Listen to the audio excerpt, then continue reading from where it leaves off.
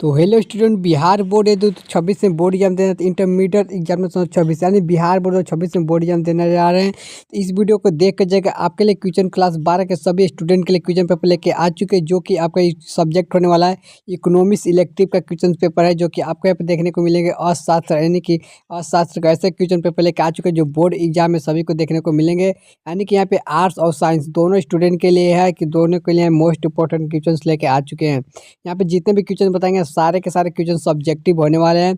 जहाँ पे आप देख पा रहे हो विषय का कोड भी है, साथ साथ यहाँ पे दे दिया गया है। विषय कोड देखिए 326 319 यहाँ पे इकोनॉमिक्स का कोड दिया गया है। यहाँ पे आपको बताना चाहते हैं कि जो टोटल नंबर आपको 3 घंटा 15 मिनट के साथ साथ समय दिया जाएगा, और साथ ही जो पूर्णांक दिया जाएगा, यानी कि टोटल 100 नंबर के आपको टोटल मार्क्स होने वाले हैं। तो चलिए सभी क्वेश्चन को देख लेते हैं। आज इस वीडियो के अंदर हम लोग सब्जेक्टिव क्वेश्चन देखेंगे। तो देखिए हमसे पहला क्वेश्चन देखिए हमसे क्या पूछा जा रहा है। पहला क्वेश्चन में सब लोग ध्यान दीजिएगा कि देखिए पूछा जा रहा है कि समिष्ट अर्थशास्त्र के 4 नामों को लिखना है। तो देखिए यहाँ पे 4 नाम हमको बोला है, तो देखिए तो उत्तर कैसे लिखना है। तो आपको उत्तर देने के लिए सबसे पहले उत्तर लिख के लिखना है कि पहला में कि राष्ट्रीय आय यहाँ पे उत्तर देना है, दूसरा का में कुल रोजगार, तीसरा का नंबर में कि सामान्य मूल्य का स्तर, यानी कि चौथा नंबर में आर्थिक वृद्धि दर। यानी किस प्रकार से चारों को मैंने 4 को बता दिए, क्योंकि हमें से 4 पूछा गया था तो मैं 4 ही बताएं, जिसमें कि राष्ट्रीय आय, कुल रोजगार और सामान्य मूल्य स्तर, आर्थिक में वृद्धि दर, ये हमें 4 बता दिए हैं।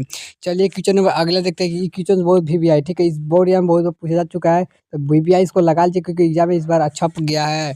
चलिए अगला क्वेश्चन देखिए। क्वेश्चन नंबर 2 में देखिए हमसे क्या पूछा जा रहा है। इसमें देखिए पूछी जा रही है कि आर्थिक मंदी के क्या लक्षण है। जो आर्थिक मंदी उसका क्या लक्षण है, इस क्वेश्चन को वीवीआई लगा लीजिए कि बोर्ड में हमेशा कहीं ना कहीं से पूछे जा चुक जाता है।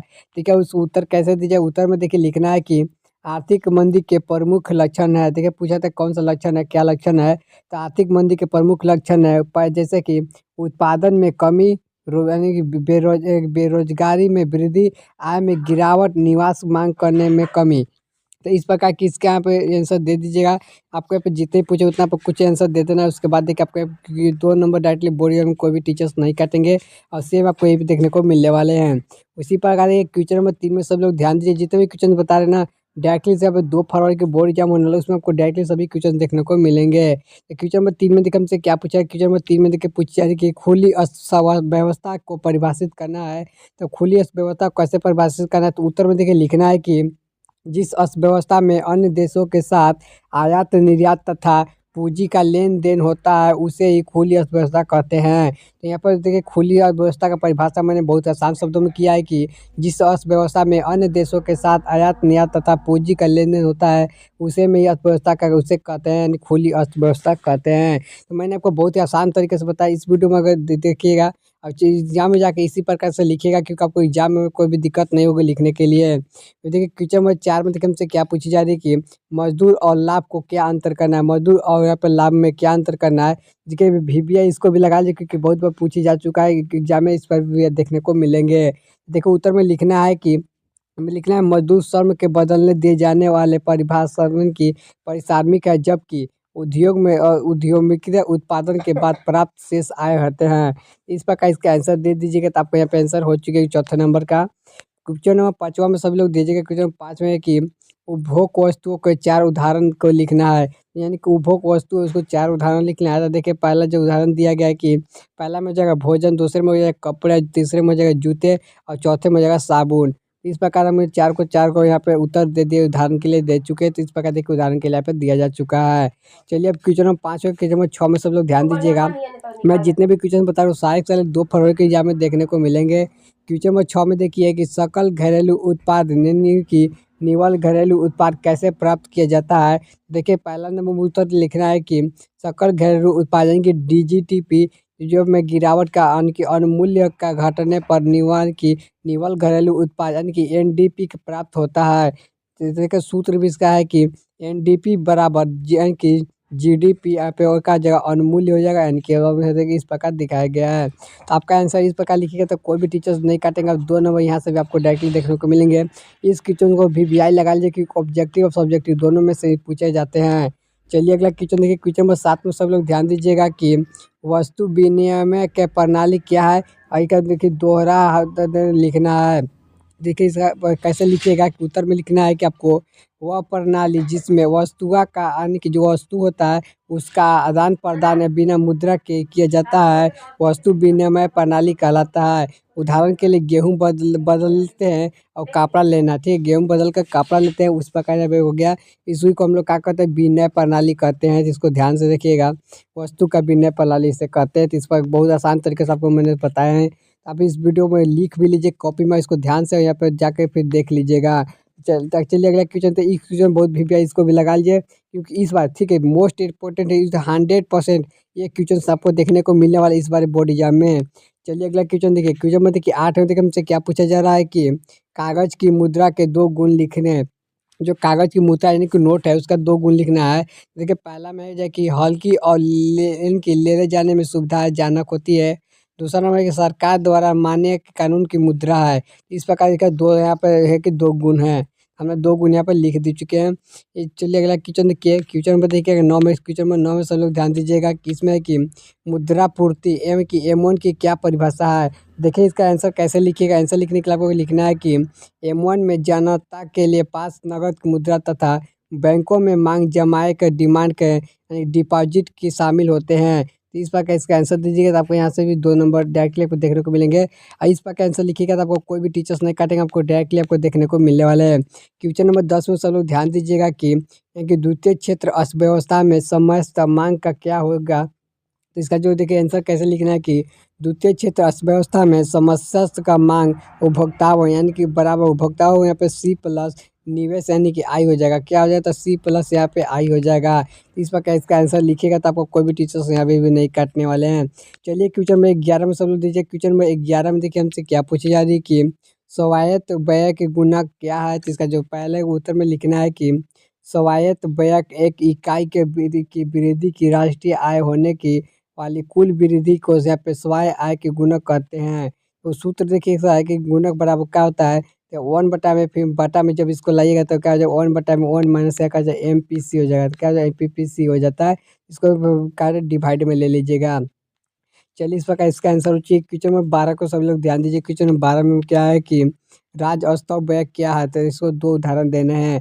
देखिए इससे पहला भाई इसका आंसर कैसे लिखिएगा कि सरकार द्वारा किए गए वह व्यय जिसके लिए कोई भी स्थानीय संपत्ति का निर्माण नहीं होता है राजस्व व्यय कहलाता है। जैसे उदाहरण के लिए पहला में हो जाएगा कि सरकारी कर्मचारियों का वेतन, दूसरा का हो जाएगा पेंशन का भुगतान। इस प्रकार इसका दोनों का हम लोग 2 एग्जाम्पल पूछा था, हमें पूछा गया कि 2 उदाहरण देना, तो हम लोग 2 उदाहरण दे चुके हैं, सरकारी कर्मचारियों का वेतन और पेंशन का भुगतान। चलिए क्वेश्चन नंबर 13 में सब लोग ध्यान दीजिए। क्वेश्चन नंबर 13 में हमसे देखिए क्या पूछी जा रही है कि इसमें देखिए कि वस्तु एवं सेवा का GST से आप क्या समझते हैं। जो आपको GST, आप लोग देखिए कोई भी वस्तु खरीदते हैं दुकान से तो उस पर GST कटता है। तो GST देखिए क्या है, तो उत्तर में देखिए आपको लिखना है कि GST एक अप्रत्यक्ष कर है जो वस्तुओं को और सेवाओं के लिए आपूर्ति कर पर लगाया जाता है और जिनके लिए अनेक करों को लिए एक कर शामिल साहिमित कर दिया जाता है। तो इस प्रकार देखिए इसका आंसर लिखिएगा ताकि आपको बोर्ड एग्जाम में से 2 नंबर कोई भी टीचर्स नहीं काटेंगे, आपको डायरेक्टली देखने को मिलने वाले हैं। क्वेश्चन नंबर 14 में सब लोग ध्यान दीजिएगा। क्या पूछी जा रही है कि रुपए के अवमूल्यन के आप क्या समझते हैं, यानी कि जो रुपए होते हैं उनके अवमूल्यन से आप क्या समझते हैं। तो इसका उत्तर देखिए कैसे लिखना है कि जब सरकार द्वारा विदेशी मुद्रा की तुलना में रुपए का मूल्य घटा दिया जाता है तो उसे रुपए का अवमूल्य कहा जाते हैं। तो इस प्रकार से आंसर लिखिएगा। मैं बहुत आसान शब्दों में आपको यहाँ पे लिख के बता चुका था, आपको बता दें एक क्वेश्चन VVI, इसको भी VVI लगा लीजिएगा। चलिए अगला क्वेश्चन देखिए। क्वेश्चन नंबर 15 में सब लोग ध्यान दीजिए। क्वेश्चन 15 में देखिए क्या पूछा जा रहा है कि पूंजी खाता के 2 घटकों को लिखना है। पूंजी खाता के दो घटकों को लिखना है। तो पहला देखिए हमने लिखे उत्तर में कि पहला विदेशी एवं निवेश, दूसरा का है कि विदेशी ऋण, यानी कि इस प्रकार हम लोग 2 के आप बता दें, दोनों को दोनों लिख चुके हैं। आपको जितने बॉडी हम उतने पूछेंगे उतने आपको लिख देने हैं। चलिए अगला क्वेश्चन देखिए। क्वेश्चन नंबर 16 में सब लोग ध्यान दीजिएगा। इसमें देखिए क्या है कि बाजार अर्थव्यवस्था के 2 गुण लिखे। बाजार अर्थव्यवस्था का पहला गुण देखिए क्या हो जाएगा कि मूल्य निर्धारण मांग करती के आपूर्ति से होता है। दूसरा का जो है उपभोक्ताओं को चयन की स्वतंत्रता में होती है, यानी कोई भी अगर सामान खरीदने जाते हैं तो हम लोग अपने पसंद से खरीदते हैं। इस प्रकार इसका बताया गया है। और उसका समय जो होता है कि जो एक मूल्य होता है एक निर्णय होता है कि कितना का है, ठीक है। उसे ना कोई कम में बेच सकता है ना कोई ज़्यादा बेच सकता है, क्योंकि इसको पर निर्धारित किया जाता है। आपको यहाँ पे आसान भाषा में उनके आंसर बता दिए। आप इसको ध्यान से देख लीजिए, आप अपने कॉपी में लिख के इसको ध्यान से याद कर लीजिएगा। क्वेश्चन नंबर 17 में देखिए हमसे क्या है कि व्यय अर्थशास्त्र के किसका यानी कि अध्ययन करता है। तो पहला उत्तर में देखिए कैसे लिखना है कि व्यय अर्थशास्त्र व्यक्तिगत उपभोक्ताओं और यहाँ पे फर्म और उद्योग के लिए आर्थिक व्यवहार का अध्ययन करता है। इस प्रकार देखिए मैं बहुत ही आसान तरीके में आपके सामने क्वेश्चन लिख कर लेके आ चुके हैं। इस क्वेश्चन को भी वीवीआई लगा लीजिए, बोर्ड या में भी देखने को मिलेंगे। चलिए अगला क्वेश्चन देखिए, क्वेश्चन नंबर 18 में सब लोग ध्यान दीजिए। इसमें क्या है कि कुल उपयोगिता का एवं सीमांत उपयोगिता का परिभाषा लिखना है। तो उत्तर में देखो कैसे लिखिएगा कि कुल उपयोगिता यानी कि किसी वस्तु की सभी इकाइयों को उपयोग कर से प्राप्त कर कुल संतोष होता है। दूसरा काम है कि सीमांत उपयोगिता यानी कि जो किसी वस्तु का सीमांत तक उपयोग करते हैं।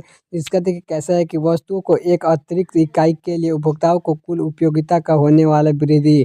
इस प्रकार इसका आंसर दे दीजिएगा। चलिए अगला क्वेश्चन नंबर 19 में सब लोग ध्यान दीजिएगा कि अनवारण की अवधारणा का वक्र क्या है, इसका चित्र क्लिक करना है। तो उत्तर में देखिए आपको लिखना है कि अवधारणा का वक्र जो है वह दो वस्तुओं से ऐसे संयोजन दर्शाता है जिससे उपभोक्ताओं को समान संतोष प्राप्त होता है। तो इस प्रकार देखिए हमने इसका आंसर दे दिया। तो क्या आप देख पा रहे हैं यहाँ पे ग्राफ पूछा गया, तो ग्राफ में आप देख पा रहे हैं आपको दिखाया गया है कैसे। चलिए अगला क्वेश्चन देखिए, क्वेश्चन नंबर 20 में सब लोग ध्यान दीजिएगा कि यहाँ पे देखिए कि स्थानापन्न वस्तुओं को एक पूरक वस्तुओं का उदाहरण देना है। तो उत्तर में देखिए पैसा है कि स्थानीय का जगह स्थानीय पत्र वस्तुएं चाय और कॉफ़ी। दूसरा में हो जाएगा पूरक यानी कि कॉलम और यानी कि या ही हो जाएगा, यानी कि दोनों इधर राइट आंसर। इस प्रकार के मैंने यहाँ पे दो पूछा गया, तो दोनों का आंसर दे चुके हैं। मैंने इससे पहले मैंने अगर आप ऑब्जेक्टिव की एमसीक्यू क्वेश्चन चाहते हैं, मैंने पहले वीडियो में एमसीक्यू क्वेश्चन से बता चुके हैं। यानी दो वीडियो मिलाकर मैंने टोटल यहाँ पे सब यानी कि 100 क्वेश्चन बताए। उस वीडियो को जाकर देख लीजिएगा, जहाँ से आपको बोर्ड या में डायरेक्टली सभी क्वेश्चन देखने को मिलेंगे। तो इस प्रकार का चैनल पहली बार चैनल को सभी लोग सब्सक्राइब जरूर करिएगा और वीडियो पसंद वीडियो को लाइक कीजिएगा। यदि 2026 में बिहार बोर्ड का एग्जाम देने जा रहे हैं, तो बिहार बोर्ड के सभी बच्चों के लिए मैं क्वेश्चन पेपर लेकर आ चुके हैं। खास तौर पर 12th और यहाँ पे क्लास 10 के सभी बच्चों के लिए मैं क्वेश्चन पेपर इस चैनल के माध्यम से अपलोड कर रहे हैं। इस चैनल को ज़्यादा से ज़्यादा सब्सक्राइब कीजिए, अपने दोस्तों तक भी शेयर कीजिए ताकि वो भी यहाँ पे पढ़ाई कर सके और बोर्ड या में अच्छे से मार्क्स ला सकें। तब तक मिलते हैं इस प्रकार के अगले वीडियो के साथ।